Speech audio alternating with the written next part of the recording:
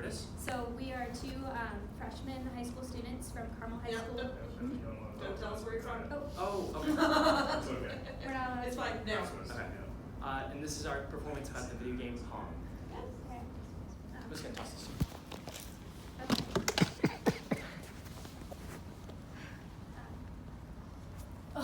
Dad, seriously, what are we even doing here? What even is this museum of historic video games? Are you kidding me? This stuff's fascinating. History is staring you right in the face. Over here's a Wii U from 2012, an Xbox 360 from 06.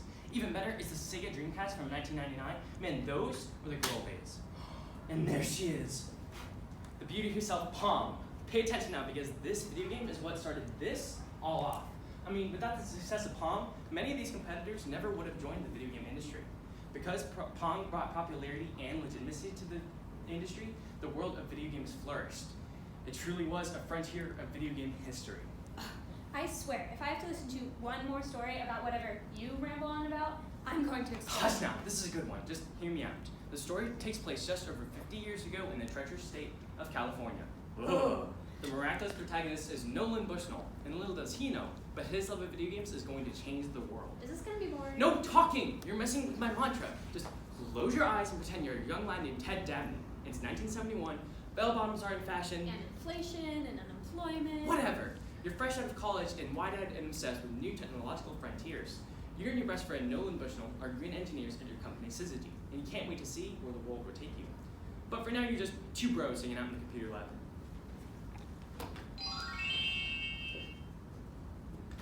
Hey Nolan, what's up? Shh! Be quiet. I'm about to meet my high score in Space War and I need to concentrate. Hey! What's up with that game anyways? Space War is this totally banging game made by some like MIT students in 1961. It is so cool city. I just wish I didn't have to come to the computer lab all the time to play it. Wouldn't it be awesome if you could play video games at your very own home? Yeah, right. Dream on, Bushnell. Anyways, you know that company that signed us on as engineering partners? Yeah, Nutty. That's the one. Anyways, they want us to create this new product for this big coin-op trade show thingy in Chicago. It's a big thing called the Music Operators of America trade show. And they said if we made something really fab, we could even make some good money off of it. Ooh, what should we do? What about your Space War session? Dabney, you're a genius! I know. We should model the game after Space War, but I'll call it computer space because it's space on a computer. Okay, Bushnell, grab your glasses. Let's take this convention to the max. A little after the convention. Oh, hey, do you remember that convention we did a while back? The check for that just came in, $500. Oh my gosh, wait, that's crazy. That's so much money. What even happened to Nutting, the company we were working? I think they made some like bad business decisions and imploded. Oof, that kind of sucks. But what should we do with all the money we made? Expand? Oh, right. So like, getting more employees. Exactly. Let me think. Do you remember that last company we worked at? There's a guy there who fit right in. He's a great friend of mine, Al Alcorn. We could also check out the unemployment offices because I know there's a lot of people struggling during this time, but we could help some people out with a good job. That sounds perfect. Why don't you give Al Alcorn a call and I'll check out the unemployment office. Awesome. Hey Al, do you want to work at my company Syzygy? Awesome. See you soon. Can't wait to see what Alcorn's gonna make, but I'm sure he'll need some training first. Oh, there he is now. Hey boss, ready for my first day at work? That's awesome, Al. Hey, I even have a project for you on your first day. It's kind of like an electronic ping pong game. Are you up for it? Sounds awesome. I really did think Al Alcorn had much of an idea when it came to game design. I gave Pong as a training project to him to evaluate him on his game design skills, but he thought it was a project funded by General Electric. What a dummy. Hey Al, how's the General Electric project going? Oh, it's going fine. Here, do you want to try it out? Sure. This is incredible! Do you think other people would like this? Of course! We could bring it to the nearby Andy Cap's Tavern, see what people think. I mean, there are already a bunch of pinball machines there. Yes, that sounds awesome. But while you do that, I'm going to stay here. I've been thinking about that at-home video game thing you keep rambling on about, and I have some ideas. That's awesome. Oh, and by the way, we're not called Syzygy anymore. We're called Atari. Like the game Go. That's so cool. Pong fit right in with all the other pinball machines at the bar, but it stood out because of its fascinating technology. With its ingenious design and glistening pixels, the local bar goers had never seen anything like it. I noticed with my earlier game, Computer Space, that it was way too hard for people to understand, and that's why it underperformed. I was hoping the simpler table tennis game would have much more public success. And look, there's a girl about to play it right now. Golly, this game is so cool. It's like electric and so much cooler than those dumb pinball machines. It's like, how does it even work? So cool. So after a bit, I started to head back to the office. Mr. Old Man. Yeah? Your cool TV game broke. What? Let me see that. It's because there's too many corners in here. I know how to fix this. Yes, this is gonna be great for Atari. I couldn't tell how about this would make some good money off of this. I wonder where this is gonna go. Ow, ow, ow. What? Listen, it's like at least 25 cents. No kidding. This game of ours seems to be doing pretty well. And guess what? I found a solution to your at-home video gaming problem. I can't even see what is it so small. It's PONG on a chip. I combined some old 1940s tech with some new innovations and created this. First of its kind, revolutionary. With this, we can use it to make PONG much faster for so much less money. And when it's this small, and I'm just spitballing here, we can fit it into an at-home video gaming PONG machine. That is so awesome! We're gonna make some great money off of this. So I'm assuming that the game sold like hotcakes, obviously. I mean, you're darn right it did, but not right away. I mean, Atari knew people wanted to buy it, but the problem was that no one wanted to sell it. They tried toy stores, department stores, everything. Eventually, they reached out to Sears and scored a spot in their sporting goods department to sell PONG.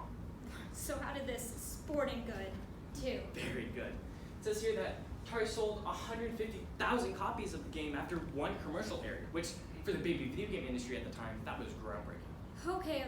I must admit, this story's a little bit more interesting than I thought it would be. What happened next? Mr. Bushnell received a very special call in 1976.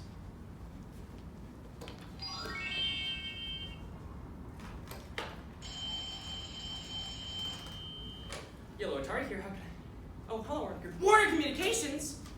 $28 million for the company? How much would that be in, say, 2023? 150 million? You guys got yourselves a deal!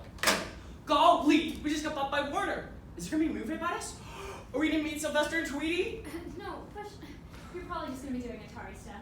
But this is so much money. I mean, what are we even gonna do with all of it? I've always wanted the killer attack alligator. Ooh, I was thinking something a little bit more technical, like a new gaming console.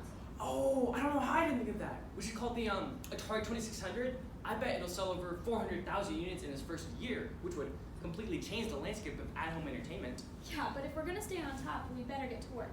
I mean, after PONG's major success, all these companies have been dying to get a piece of the industry. I mean, first Sega, and then Midway, and now Nintendo's joining in. I mean, I really think this video game thing is gonna go far. Right, let's get to it. Wow, Dad, I never knew that PONG had such an influence on the success of video games. Yeah, although I don't imagine it would be too easy for Atari to keep up with the success after the 2600, with Sega and Midway joining in. But there's no doubt that PONG is what started off this whole race in the first place. I mean, no one really knew how successful video games could be until PONG came about. Those toy stores and department stores really missed out on a golden opportunity.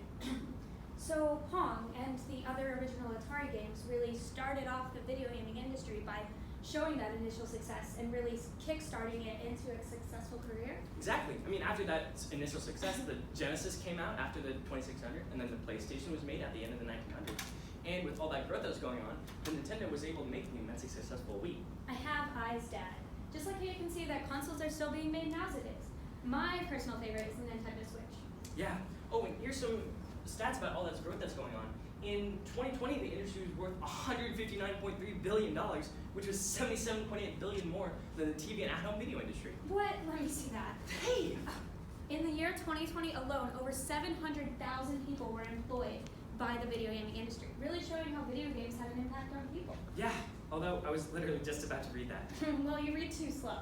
But don't tell stories too slow? I mean, it told from start to finish in under 10 minutes how PONG set up all this success. But with it only did well in the Tavern and then Sears, and so on, until we reach today, where we are in the midst of a video game empire. Well, thank you, Dad. I definitely wanted this knowledge. You're welcome, my little pomsicle.